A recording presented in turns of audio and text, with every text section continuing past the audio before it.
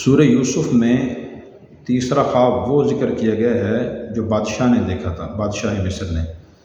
بادشاہ مصر نے خواب دیکھا۔ قرآن کریم بیان کرتا ہے وقال الملك انی ارى سبع بقرات سمان یأکلهن سبع عجاف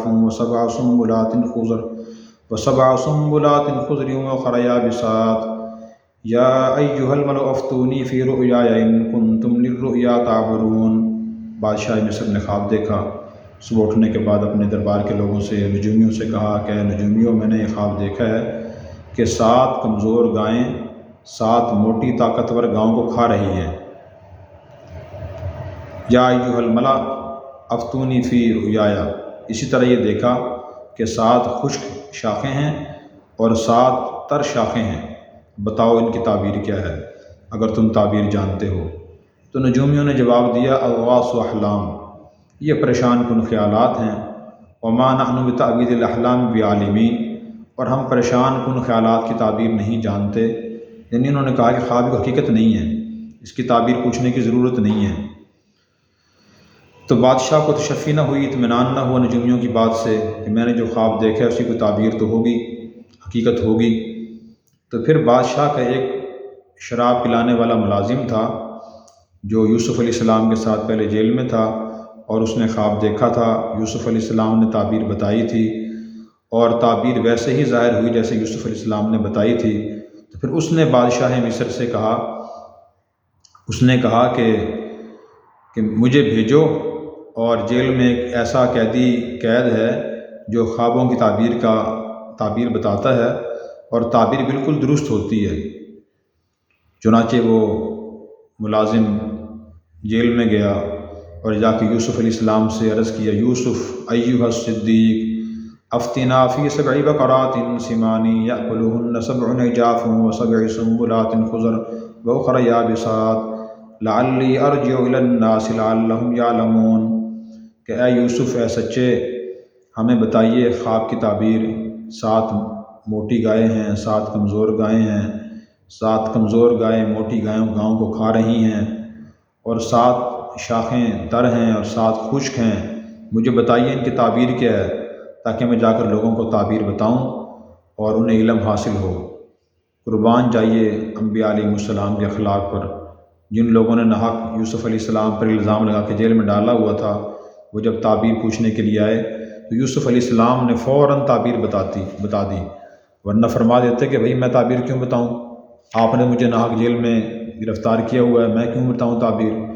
فوراً فرمایا تزرعون 7 سنین دأبا، اس خواب کی تعبیر یہ ہے کہ تم 7 سال مسلسل کاشت کرو گے، تو فصلیں کاشت کرو گے۔ فما حصدتم فذروه في سنبله الا قليلا مما تأكلون، جب تم کاشت کرو، جب فصل اٹھاؤ تو ساری فصل نہ اٹھانا، تھوڑی سی فصل اٹھانا اور باقی فصل اور باقی پیداوار وہیں چھوڑ دینا۔ ثم یأتی من بعد ذلك 7 شداد یأکلن ما قدمتم لهن الا قلیلا مما تحصنون، پھر ان 7 سال جو خوشحالی کے پہلے 7 سال تھے، ان کے بعد 7 سال قحط سالی کے آئیں گے، اور بہت سخت ہوں گے۔ اتنی ان میں قحط سالی ہوگی کہ تم نے جو پہلے 7 سالوں کا ذخیرہ جمع کیا ہوگا تم سب کچھ کھا پی لو گے، اور بہت کم تمہارے پاس بچ جائے گا۔ ثم یأتی من بعد ذلك عام فیہ یغاث الناس وفیہ یعصرون، پھر اس کے بعد ایک اور سال خوشحالی کا آئے گا، اس میں خوب بارشیں برسیں گی، خوب انگور اور پھل پیدا ہوں گے، لوگ پھلوں کو نچوڑ کر ان سے جوس نکالیں گے، رس نکالیں گے، وہ استعمال کریں گے۔ یعنی یوسف علیہ السلام کی تعبیر کا خلاصہ مطلب یہ تھا کہ جو 7 موٹی گائیں ہیں اس سے مراد 7 سال خوشحالی کے ہیں، اور جو 7 کمزور گائیں ہیں اس سے مراد یہ ہے کہ 7 قحط سالی کے آئیں گے۔ اور پھر 7 خشک شاخیں تھیں، 7 تر شاخیں تھیں، ان کا اشارہ بھی اس طرف تھا کہ یہ جو تنگی اور خوشحالی آئے گی وہ پیداوار کے لحاظ سے آئے گی۔ پھر مشورہ بھی دے دیا کہ جب تم فصل اٹھاؤ پہلے 7 سالوں میں پوری نہ اٹھانا، ساری کھائے ختم نہ کر دینا، کچھ بچا کے رکھنا تاکہ مشکل وقت میں کام آئے۔ چنانچہ یہ خواب دیکھا تھا بادشاہ نے، یوسف علیہ السلام نے تعبیر بتائی، اور اس آدمی نے جا کے پھر بادشاہ کو تعبیر بتائی۔ بادشاہ بہت خوش ہوا، تعبیر دل کو لگی، اور یہی تعبیر بتانا یوسف علیہ السلام کی رہائی کا ذریعہ بنا، اور بادشاہ نے مشورہ کیا آپ بتائیں کہ ہم یہ انتظام کیسے کریں۔ تو پھر یوسف علیہ السلام نے فرمایا کہ مجھے خزانے پہ مقرر کر دیجئے، مجھے علم بھی ہے اور میں حفاظت کرنا بھی جانتا ہوں۔ چنانچہ اس طرح یوسف علیہ السلام مصر کے وزیر خزانہ، پھر بعد میں بادشاہ بن گئے۔ تو علم، تعبیر کا علم ان کی رہائی کا ذریعہ بنا۔ اور اس واقعے میں ہمارے لیے ایک سبق یہ بھی ہے کہ اللہ تبارک و تعالیٰ انسان کو جو دولت اور جو وسائل عطا فرمائیں، انسان ان کو اعتدال سے استعمال کرے۔ خصوصاً جوانی کا جو زمانہ ہے یہ موسم بہار کی طرح ہے، اور بڑھاپے کا جو زمانہ ہے یہ موسم خزاں کی طرح ہے۔ تو جوانی میں انسان ملازمت کرتا ہے، تجارت کرتا ہے، زراعت کرتا ہے، جتنی بھی دولت جمع اور اکٹھی ہو وہ ساری آج ہی ختم نہ کر دے۔ جو ملازم طبقہ تنخواہ ملتے ساری یہ تنخواہ خرچ نہ کرے، بلکہ مہینے کے آخر تک بچا کے رکھے۔ اور اسی طرح جو جوان آدمی ہے وہ اپنی دولت اتنی استعمال کرے کہ کچھ بڑھاپے کے لیے بچ جائے۔ جب بڑھاپا آئے اور اعضاء کمزور ہو جائیں، انسان خود کام نہ کر سکے، جب تک زندگی ہے اس وقت تک آدمی اپنی ضروریات باعزت طریقے سے پوری کر سکے، کسی کا محتاج نہ بنے۔ یہ دین کی تعلیم ہے اور یہ سبق ہے اس میں۔ قرآن کریم کی کوئی آیت اور کوئی صورت ایسی نہیں جو بغیر سبق کے ہو، اللہ نے ویسے ہی بیان کر دی ہو۔ اللہ تعالیٰ سبق کے لیے چیزیں بیان فرماتے ہیں، اس میں سبق ہے۔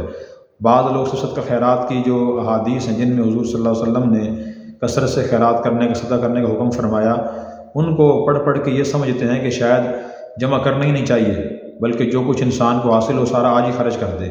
تو یہ دین کا تصور نہیں ہے، دین کا تعلیم یہ نہیں ہے۔ دین اسلام میں زکوٰۃ کی تعلیم ہے، وراثت کے احکامات۔ ان کا مطلب کیا ہے؟ ان کا مطلب یہی ہے کہ اگر ایک آدمی اپنے دینی دنیاوی تمام مالی فرائض کو انجام دے دیتا ہے، پھر بھی دولت بچ جاتی ہے، اس پہ زکوٰۃ فرض ہوگی۔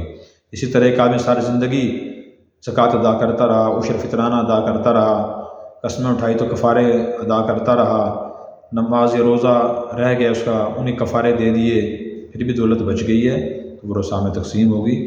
اس لیے بچت بھی ضروری ہے کہ آدمی کو بچا کے بھی رکھے تاکہ کل وہ کام آئے۔ یہی نبی کریم صلی اللہ علیہ وسلم کی قرآن کریم کی تعلیم ہے۔ یہ بادشاہ مصر کا واقعہ اور یوسف علیہ السلام کی تعبیر اور تدبیر ہمیں اسی بات کا درس دے رہی ہے۔ اللہ تبارک و تعالی ہمیں دین کو سمجھ کر عمل کرنے کی توفیق عطا فرمائے۔